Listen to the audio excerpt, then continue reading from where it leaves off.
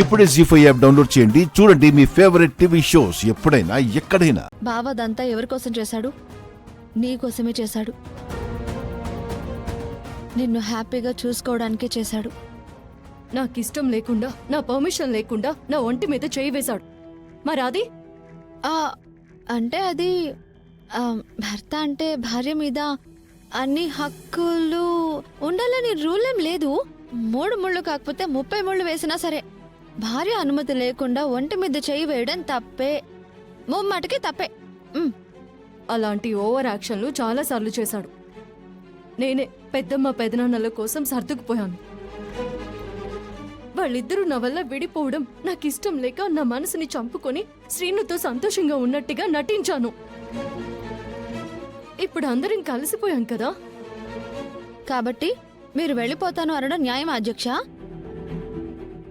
అంటే ఆద్య, నా బాధ నీకు కామెడీగా ఉంది కదా? లేకపోతే ఏంటో ఆద్య? అందరూ కలిసిపోయారని సంతోషపడాలా, లేక మీరు విడిపోతున్నారని బాధపడాలా? ఏం చేయాలో నువ్వే చెప్పు. మా గురించి ఆలోచించడం మానేసి అందరూ సంతోషంగా ఉండండి. అంత స్వార్థపరులు ఎవరూ లేరాద్య.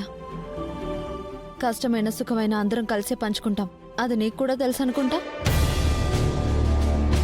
సరే, ఇదంతా కాదు, బావ తప్పు చేశాడు. ఓకే, దానికి పరిష్కారం బంధాన్ని తెంచుకోవడం కాదు కదా. సరే, ఆయన ఏం చేస్తే నువ్వు ఒప్పుకుంటావు? క్షమాపణ అడగాల చెప్పు, ఇప్పుడే చెప్పిస్తాను. అవసరం లేదు. అసలు తన మొహం చూడటమే నాకు ఇష్టం లేదు.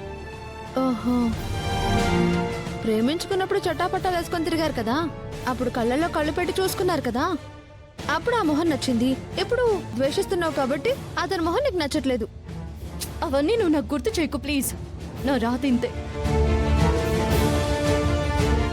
నీ రాత బాగానే ఉంది. నువ్వే చేతులారా దాన్ని చెరిపేసుకుంటున్నావు. నువ్వు తలుచుకుంటే నాలాగే నువ్వు హ్యాపీగా ఉండగలవు. ఒక చిన్న విషయాన్ని పెద్దది చేసి నీతో పాటు అందరినీ బాధ పెడుతున్నావు. ఇది చిన్న విషయం కాదు రామా, చిన్న విషయం కాదు. మా నాన్నని చంపాడు. ఆ చేతులతో నన్ను ముట్టుకుంటుంటే నాకెలా ఉంటుందో తెలుసా? అది నాకు మాత్రమే తెలుసు. బావా మీ నాన్నని చంపలేదు ఆద్య. నువ్వు చూసింది నిజం కాదు. నేనెన్నిసార్లు చెప్పాలి? సరే, జరిగిందేదో జరిగిపోయింది. ఇప్పుడు మా బావ చేత నేను నీ కాళ్ళు పట్టిస్తాను. అప్పుడు నువ్వు బావని క్షమిస్తావా? నువ్వు ఇప్పుడు అలాంటివేమీ పెట్టుకురామా, నాకేమొద్దు. వద్దంటే నేను ఒప్పుకోను కదా. నేను ఇలా చూస్తే నేను ఎలా హ్యాపీగా ఉండగలను?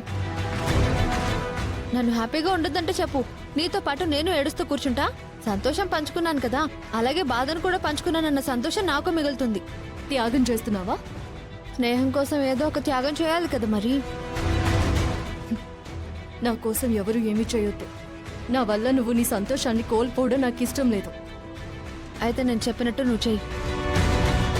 ఇప్పుడే బావ ఫోన్ చేసి నీకు క్షమాపణలు చెప్పిస్తాను.